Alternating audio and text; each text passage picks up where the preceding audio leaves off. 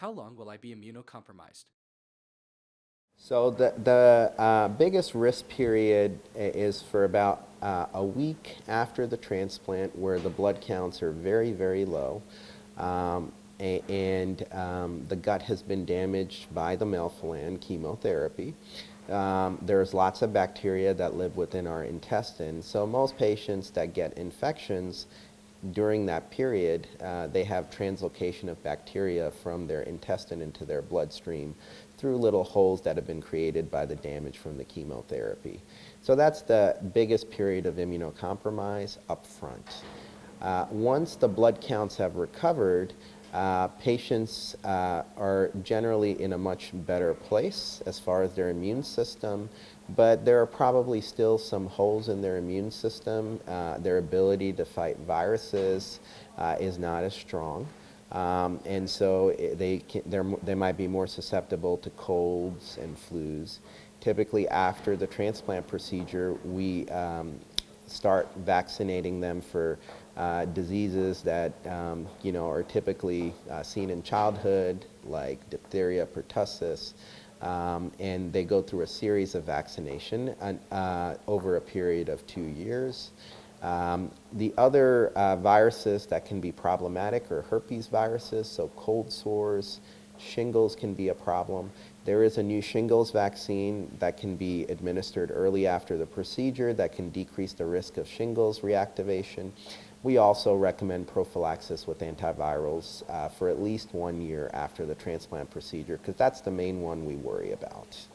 But most of the time, about a month after the transplant, I let my patients travel.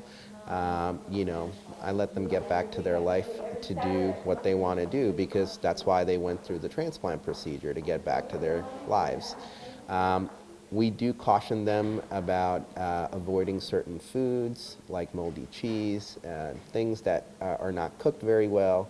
But washing hands and avoiding sick contacts, usually most people don't have any major difficulties with immune compromise. How long should patients avoid crowds, etc.? I let them go out into public very early after the procedure. So as soon as they're discharged from our transplant program, which sometimes is day 18, 15 to 18 after the procedure, I tell them they can drive, they can go to the grocery store. I do tell them to avoid large crowds like football games, because again, the more people you're in contact with, the more likely you're going to acquire something.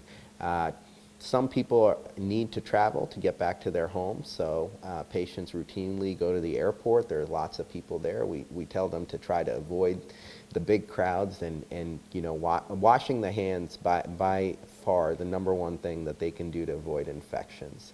So having some Purell or some sort of antibacterial lotion on them at all times, and being very anal about that, goes a very long way to preventing complications. Immunocompromised in myeloma and immunocompromised after transplant are really hard to put a finger on right now. I think that with the COVID-19 pandemic, we realized that we don't understand it as well as we could. Certainly in the context of transplant, you can use the white blood cell count and the neutrophil count as a marker of the robustness of the immune system. So when a patient's white blood cell count recovers after transplant, that's considered to be a milestone where patients are given some additional freedoms as far as the amount of protection that they need in that immediate period of time. Even though the white blood cell count recovers, though, the immune system has not fully recovered.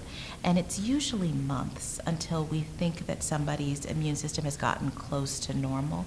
It's impossible, in my opinion, to take a group of patients who have had transplants at different times and have had different types of treatments before transplant and to line them all up in order of most immunocompromised to least immunocompromised. And I wish we could do that, because people really want to know the answer. Can I do this or can I do that?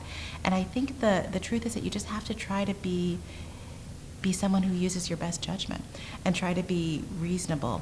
I think remaining cautious for the first couple of months after transplant, trying to remain in a reasonably protective environment where you're not in the thick of things where you're not with a lot of people who clearly have upper respiratory infections makes a lot of sense. But I do think it's okay for people to go to important family or community events, even though they might have some degree of weakening of their immune system. Are any prophylactic medications recommended to prevent infections after transplant? We do give patients bacterial prophylaxis, so particular kinds of antibiotics when the neutrophil count is very low. We also give people antivirals to help prevent against zoster infections, and then we also give people a particular type of antibiotic to help prevent a kind of pneumonia that can occur with prolonged immunosuppression. What should patients know about masking? There's absolutely nothing wrong if a person chooses to wear a mask. I think that certainly in very crowded environments, very dusty environments, it makes sense to wear a mask. I think that when you're going for a walk in your neighborhood with perhaps a neighbor, it becomes a judgment call.